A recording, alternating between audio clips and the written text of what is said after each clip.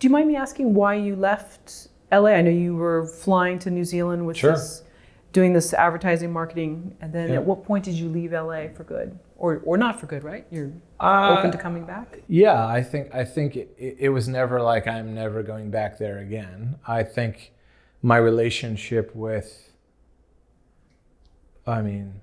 essentially my relationship with how much time I had to spend here changed, and it's never gone back to being full time. So my opportunities in New Zealand, my opportunities for shooting a lot around the world regarding that, New Zealand, Australia, London, etc., they were far more interesting than me being here, hitting the pavement, and maybe not getting a key to that door. It was like about building my craft and having time to write in a place that is one of the most beautiful countries in the whole world. And it was a refueling of the soul. And then when I came back, I knew that I wanted to shoot a film right away, and I wasn't going to shoot it here for infrastructure reasons, for cost reasons, for relationship reasons. I had more relationships in the Pacific Northwest. But there are a lot of people on the talent side and the management side and the legal side and the distribution side, of course, that I work with here. So I come back regularly. And a goal of mine outside of the immediate path is to work with a studio, definitely. I would like to have the right group of producers at the studio. I would like to have the right amount of support. And I'm very interested in that part of the experience where I can bring what I do in my process and my drive and my thoroughness to a studio project, because the way they operate, their protocols, their timelines are so fascinating. And I finished the film in Los Angeles at eFilm. So I was working side by side with other directors who were on studio movies, and we were all in the same kayak. My studio was my film was a non-studio picture. Theirs were. So for example, when we were doing our DI, it was the cinematographer and I alone in a room. Next door, they were doing a very large budget picture, and there was 20 people in the room. So that's the big difference, is their protocols and their operations involve more support. They also involve more people whose opinions matter to that product. And I think working in the parameters of that would be very, very interesting when the time's right. And I also kind of look at it like, if anyone's interested in my work and in our work that we're doing, they're going to want to have that trust in my filmmaking style and in my execution to be able to trust me with a real significant budget. So the goal, the end-all be-all goal is not necessarily to work at or for a studio, but I'm truly interested in wanting to do that as part of the journey, because their parameters for success and the way they support you is very different than when you're an independent. Did you shop around the script for ECCO to production companies? No. And so that was never a plan. You had this business model that you developed for a few years. Yep. And you knew certain people that would maybe say yes to it? Maybe say yes to it how? In terms of being an investor? There were a group of people in different states? Our investment group is not a one-off thing.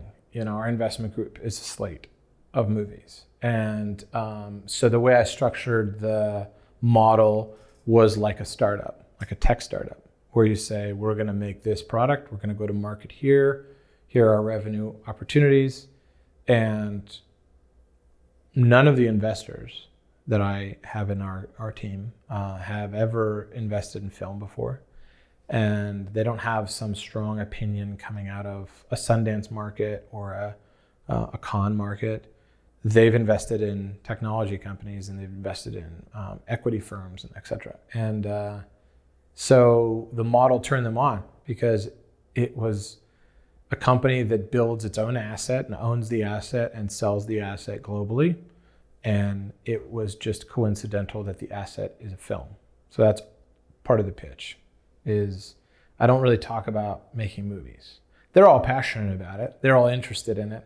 They loved ECCO. Every one of the investors responded very well to the final film, which is super critical. But no one read the script. No one asked to read it. And if they had asked, I wouldn't have given it to them, because that diverts the path of what we're doing. The path is so singular. And Morgan Freeman once said, don't accept criticism from someone whose feedback you wouldn't ask for. And so it's like, I wouldn't ask, John Doe, investor, for feedback on a script, because, what would be the point of that? And that's no disrespect, super, super smart, brilliant people in this team. So you keep it as efficient as you can, and then you pay really close attention to how the process went, pay really close attention to every aspect of selling the film, and then we stay on the path. So, yeah.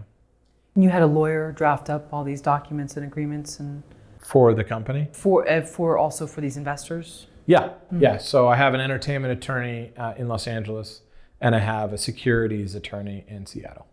So the securities attorney knows nothing about films. What they know about is building an investor's package for whether you're doing a startup or a seed round or a Series A.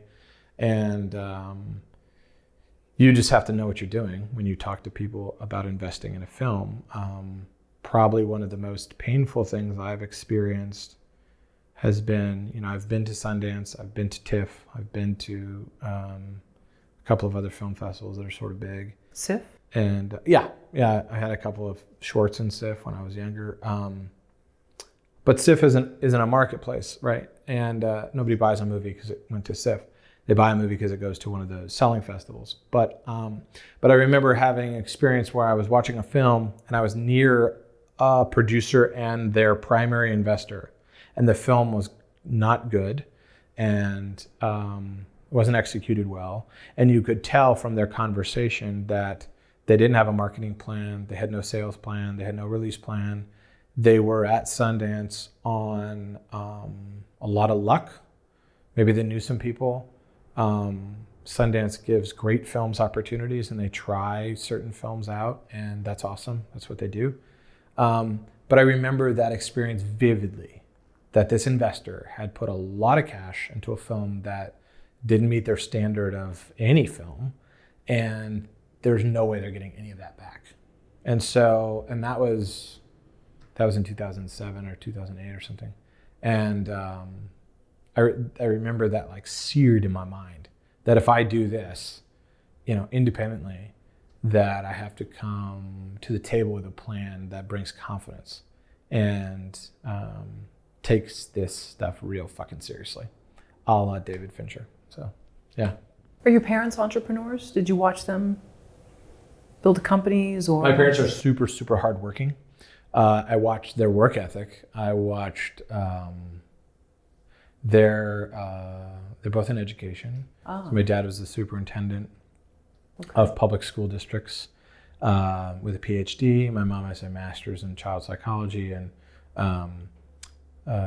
taught special ed, preschool, kindergarten, first grade. These are wonderful, wonderful people who make the world a better place. And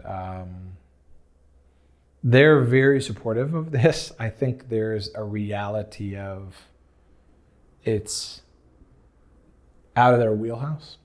It's outside their wheelhouse of wanting to start an equity company. It's outside their wheelhouse of wanting to spend hundreds of thousands of dollars on an illusion of entertainment that you'll sell to people. I think that there's something really practical and beautiful about every day you go into a classroom and you lift a mind up, or you take care of someone that needs that. And but they always supported my madness, and but there's not a parallel between their lives and their careers and anything I'm doing. Sometimes I think that's exciting for them. Other times I think it's curious. Other times I think that it's there's like a sense of they're very deep beautiful philosophical people. And when we were young, as kids, they said to us, even when we were very young, they said, do something that feeds your soul, right? They didn't say go to law school. Yeah, they didn't say that. And so as this has been evolving, they've seen a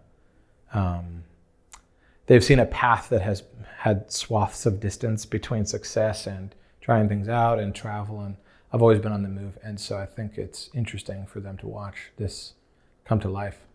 And they both reacted very, very well to ECCO. And I think that they were there's a sense of not knowing, like, is this real? Is what he's doing really real? They've seen my commercial work and stuff, so they know that's real. But, an endeavor that takes years in the making, there was a sense of like waiting of, is this going to be any good? And so I think there was, without them knowing through and through everything about the industry, I think they were very excited that it was finished at the level it was finished at, and that it's the beginning. They know I'm working on another film already, and so they're excited to. I remember my mom just saying, like, after she saw the film, she had a lot of questions about the film. She wanted to see it again right away, which is the perfect response. Enjoying it, wanting to see it again. That's the best reaction to ECCO people can have. But she also had a lot of questions about what I was doing next. She's like, this film is very complicated and very interesting and very beautiful. So what are you going to do next? What could you possibly want to do next? And that was a wonderful reaction. I'm super fortunate to. I've got a great family, and they have supported this all through my decisions to do this kind of work without understanding it from an insider's perspective. They're looking at it from the outside and they're still supporting it, which is really, it's a privilege to have that kind of support. Yeah.